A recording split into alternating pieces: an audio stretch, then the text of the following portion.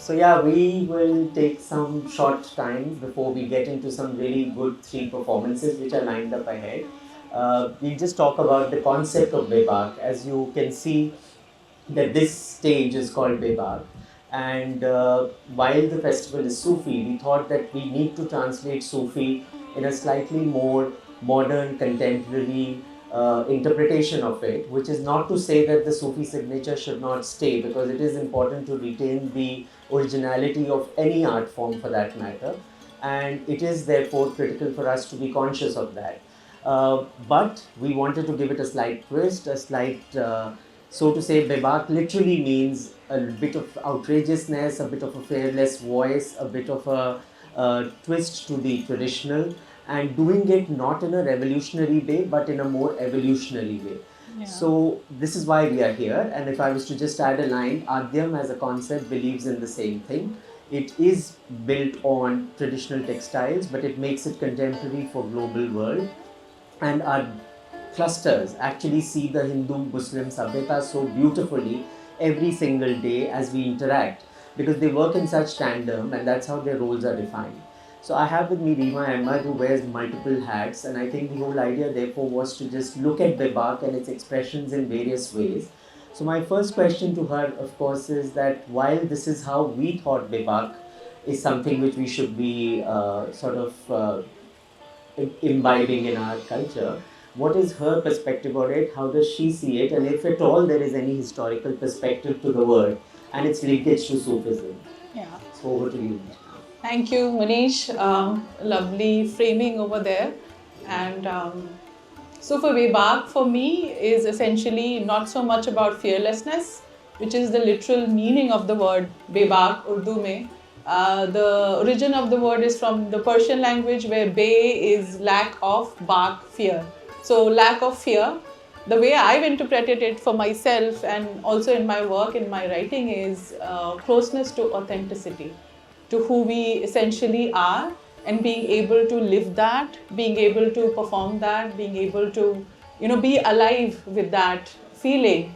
So Sufism में इसका per se तो कोई historical ताल्लुक नहीं है, but the way the Sufis were themselves, the way they addressed God as, Habib, as Jana, as Jane Jana, where the distance between the believer and the beloved just shortened to a very personal, intimate space. And that's something that had never happened in religion before, ever in the world, where God was literally, your beloved was in front and you were in, his, or however you look at it, embrace, in divine embrace.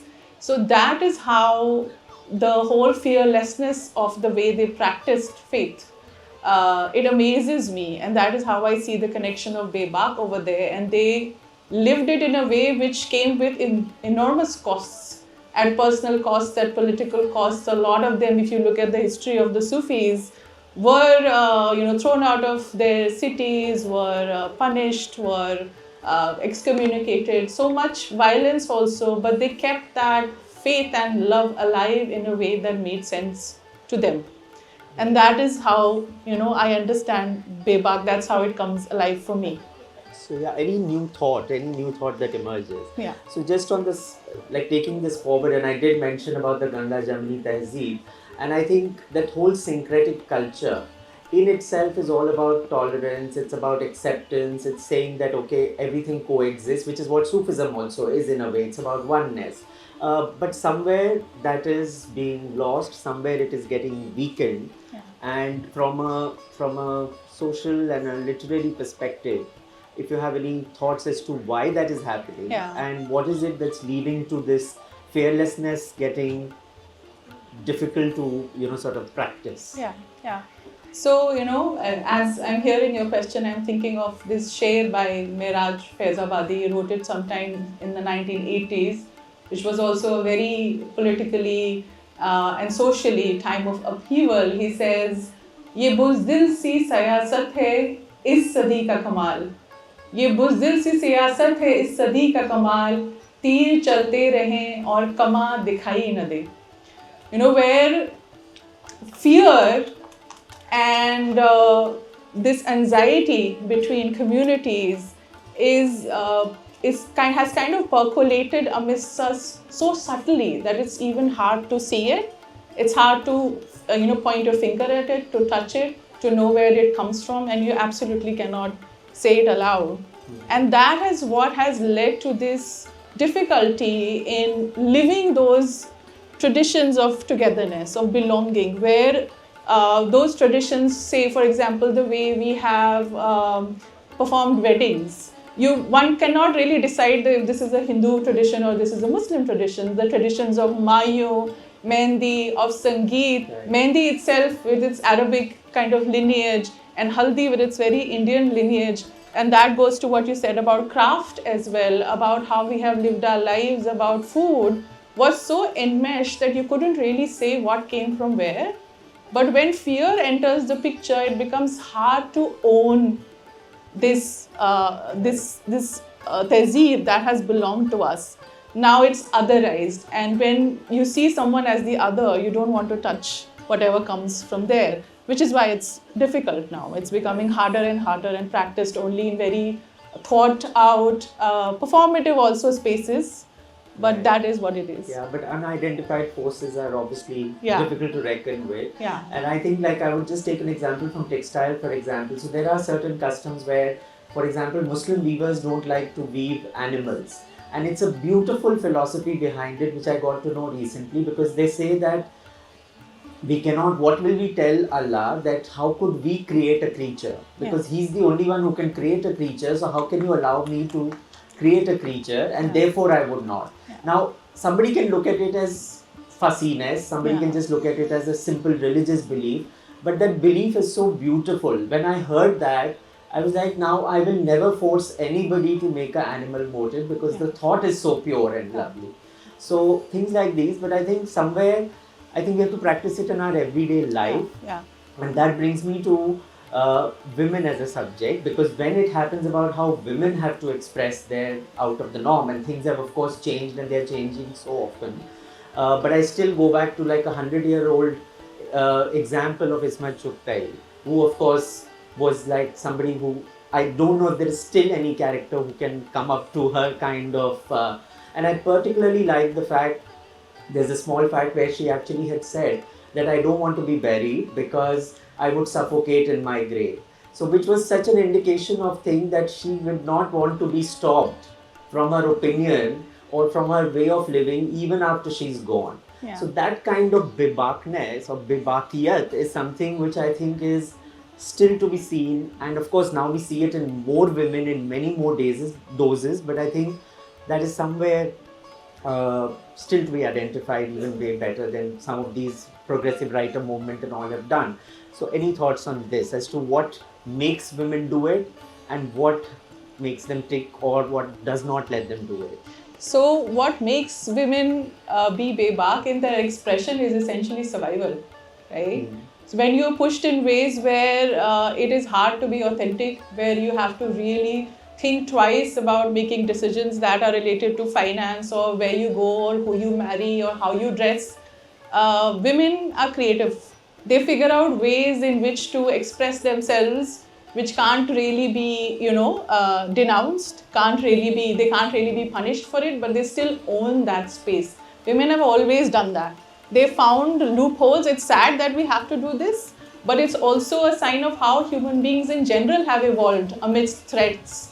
We learn different ways of growing. We rewild in the process. We take some and we discard some and we create something new out of it.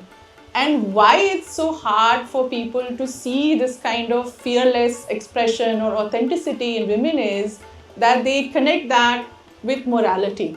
So there's this very powerful nazm that Kishwar Nahid wrote, and she was writing this in 1940. It's called Ye Hum Gunagar Aurtein. हम जो गुनाहगार औरतें हैं, जो अहले जुब्बा की तमकनत से न रौब खाएं, न जान बेचें, न सर झुकाएं, न हाथ जोड़ें. It is we fearless women who are not afraid of the ones who come robed in authority.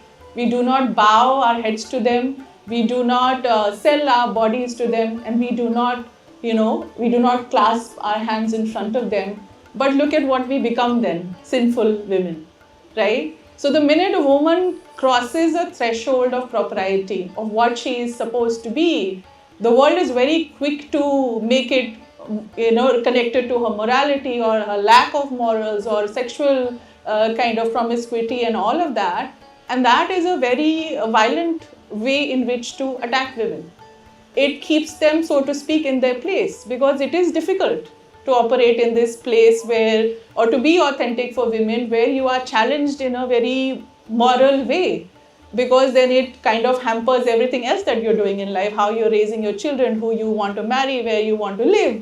Nobody likes those kind of badges, and it's very hard to live with those kind of badges, right? But just a thought, that does it necessarily have to come from suppression, or can it, because there are very far and few examples who have been in a liberal state to practice it irrespective of having gone through suppression. So if you ask, I just want, I think you have a nazam to share of yours. That I'll do that, connecting it to the last kind of question. Right. So what you say about suppression, if you ask this question to a woman, even a woman who comes from a so-called liberal environment, there will still be invisible kind of bonds around her that men from their position of gender privilege may not be able to acknowledge. So while there may not be direct suppression, or while there may not be direct violence or something that can be seen or heard or felt, there might still be invisible things that are there in place, defining social norms, cultural norms, or a lot of stuff that we as women have also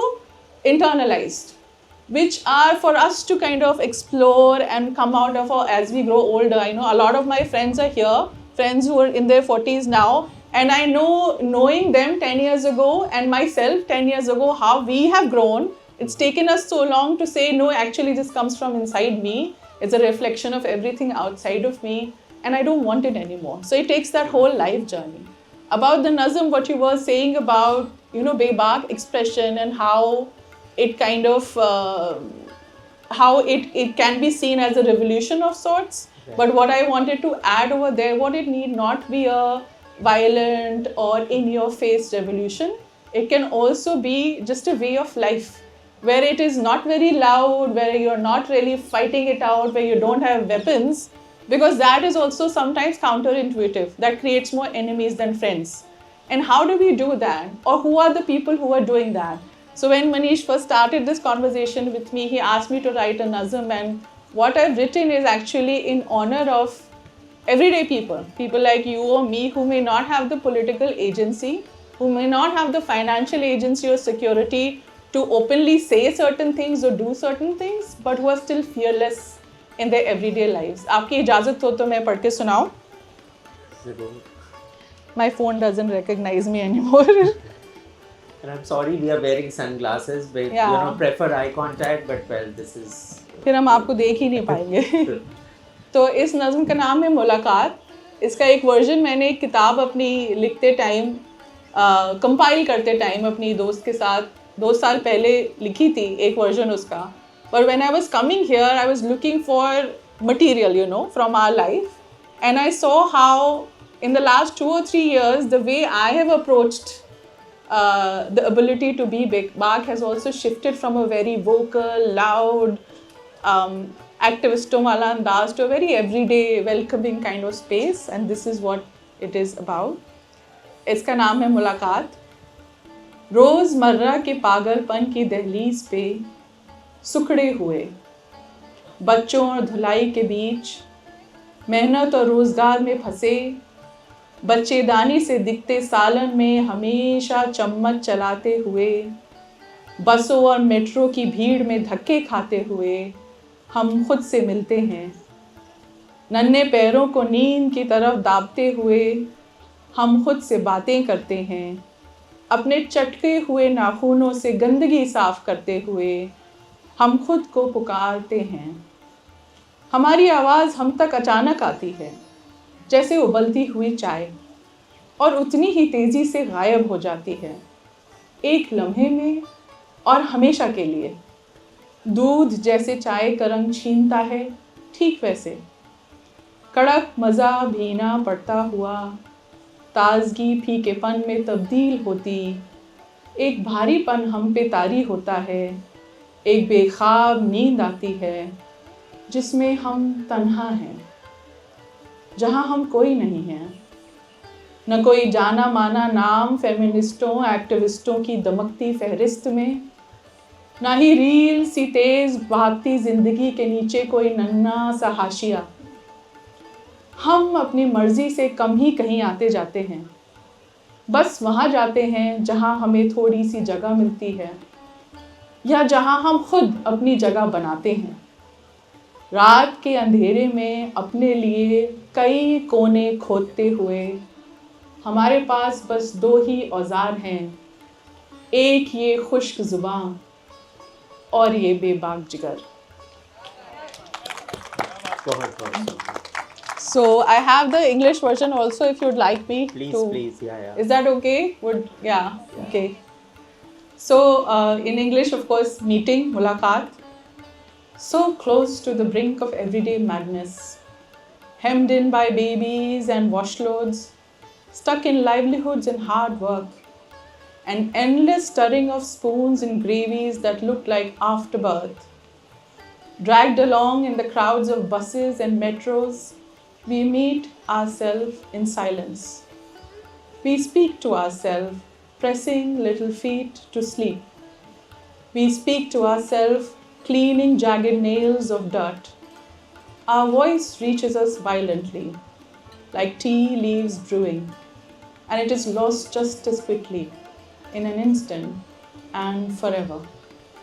Milk robbing brews of color, flavor sleeped out slowly, alacrity watered down by a heavy satiety, inducing dreamless sleep, where we are alone, where we are nobody. Our name neither worth mentioning in a gleaming lists of feminists or activists, nor worth adding in margins beneath flashy lives speeding past like reels. Our volition doesn't take us many places. We go only where there is some space, or where we squeeze ourselves in, making room in dark nights, digging corners for ourselves with the two tools we have, this dry tongue and this brave heart. Two things that are available to us no matter where we are and who we are. Just as a last comment, I would like, and this is what this stage is doing, that it's bringing these Bebak voices in a way which is the role of art and literature and people who are influencing this thought, so to say. And I would like to just, for example, say, we've had Safdar Hashmi, Yeah. who brought it through street theatre.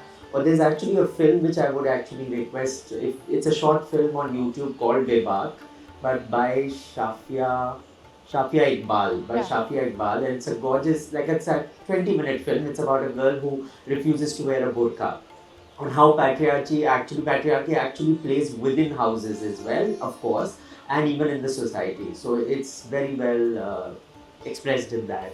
So any parting comments on what is the role of art in literature and how should it be handled?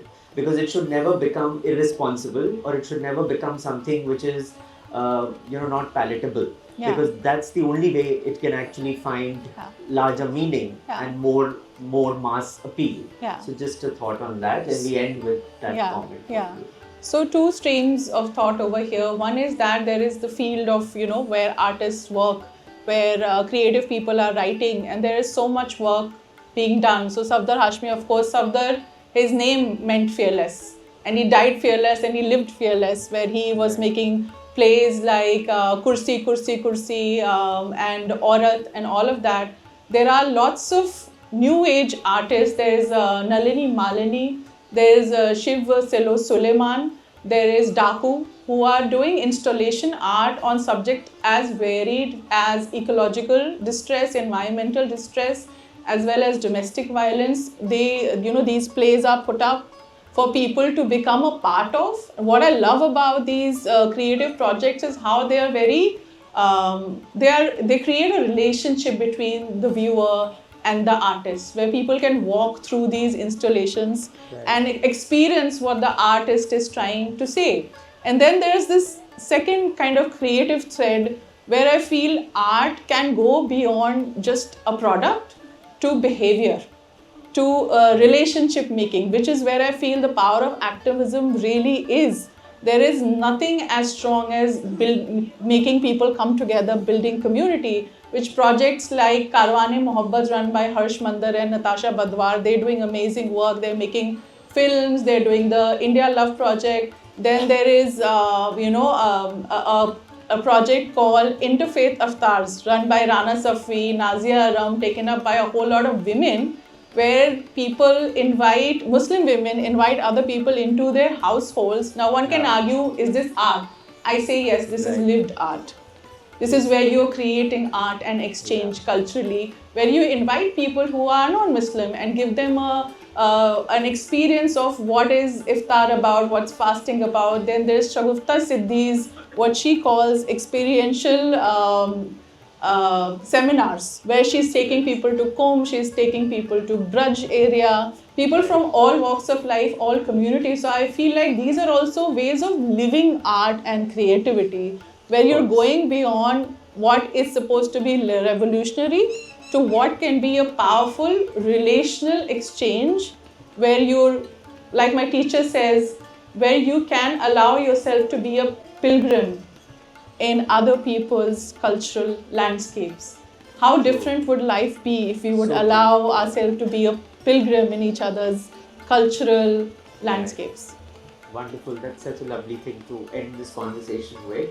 Thank you so much, and you will see all of what we are talking is what is manifested here. So let's start the other performances. Yes. Thank you, Reema. Thank you so much. It is Thank lovely you so talking much, to you. everyone.